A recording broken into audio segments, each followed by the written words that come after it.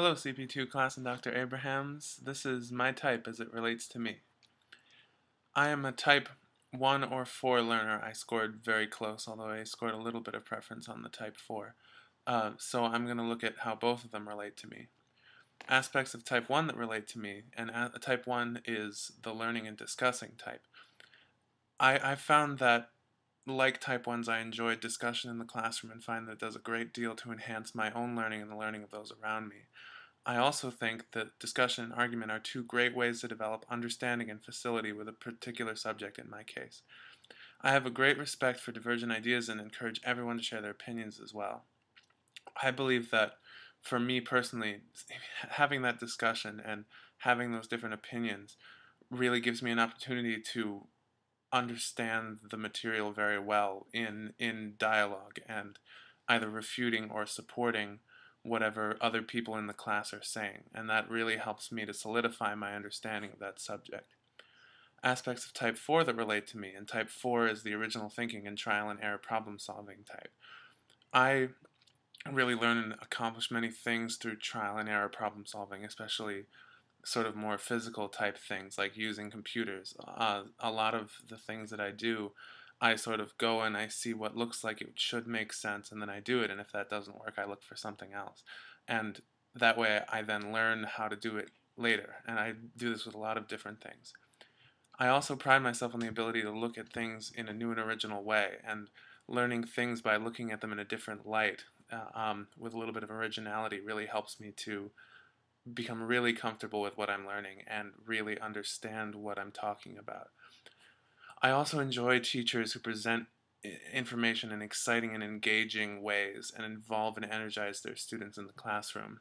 For me personally, that those interesting ways of presenting it really help me to connect to what I'm learning about and thereby really learn it a lot better. And so those are the ways that I connect to the type 4. How these two learning types relate to my personality, I personally think that in my experience I find myself to be much more relatable to the type 2 in terms of, or type 4 rather, in terms of personality rather than the type 1. I'm very much an experiential person. I thrive on seeing new things and experiencing new things and then learning from those and developing as an individual through those experiences. I also thrive by challenging myself. I try to provide myself with as many opportunities as possible to really push my limits and grow as an individual, which is also one of the things that's really indicative of a type 4 learner. I, I often struggle with details and structure, which is one of the major pitfalls of both type 4 and type 1. So I have a tendency to really get the general gist of something and really have an understanding of it, but not necessarily have the details of it. And I also I have some trouble with structure. I prefer to work in a much more free-form manner rather than following a set path or a set of rules that I need to follow.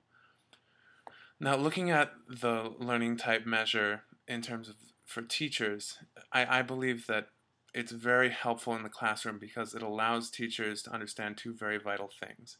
First, how they operate as a teacher and a learner, and this alerts them to potential biases and struggles in their teaching. For example, if a teacher is a type 4, knowing that and knowing what a type 4 is will help them to understand how they learn and how they then will teach the information that they have.